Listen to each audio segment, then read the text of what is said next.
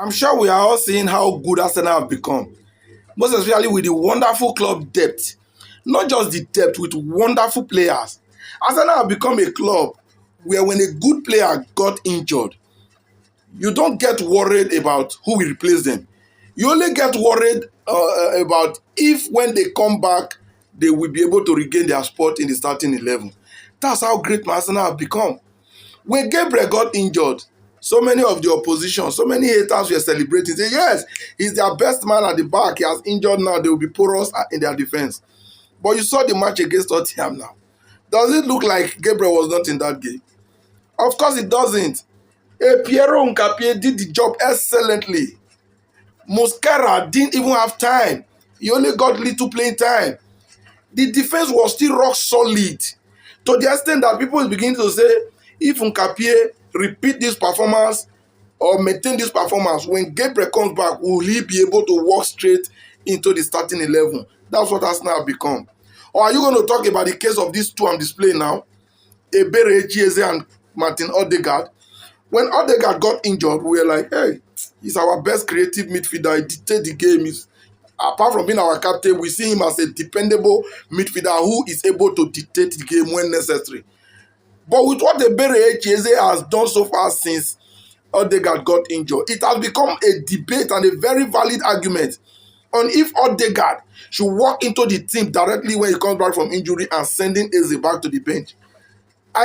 Some people argue with me that in a rare sense, that Eze should start ahead of Martin Odegaard. That is better, he has his strength, he has the creativity, he's more skillful. So this now tells you that Arsenal have even a substitute always better than the one on the team. Almost better than the one starting. You get the point now. This is a very good one for the team. This is something we've not had in ages.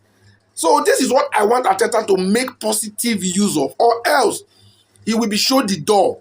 Because failure will not be entertained with weapons like this at your disposal. So Arsenal have every good player. There was a time Luis Kelly became wonderful that we were like, Calafiori will no longer have a shirt. Now Calafiori has gotten back the form of his life, and Luis Kelly now looks like he's no longer a good player, still there on the bench. Whereas that young lad is wonderful. You get the point now? Or is it the other side where you have Benjamin White? Julian Timber wouldn't even let him find his way. It is not as if White is bad. White is wonderful. You get the point? So please, Arsenal have become this good, and if we fail to utilize it, then I will know that it is a managerial issue, or maybe there's something more to it. But as for now, let me ask you as an Arsenal fan or as a fan of the EPL, if Martin Odegaard is a player in your team, Ebere Eze is a player in your team, who will you always play ahead of the other? Who do you think deserves to be more regular than the other? This is on the event that they are both on the same team and can only play the same position, and that one can only be played. Which of them do you think is a better player? Is it Martin Odegaard or Ebere Eze? Please, let's discuss that at the comment section. I'm very interested because I had an argument over this with somebody during the last match against Tottenham. So let me know what your thoughts and opinion are. And don't forget to share this video so that more people can get involved.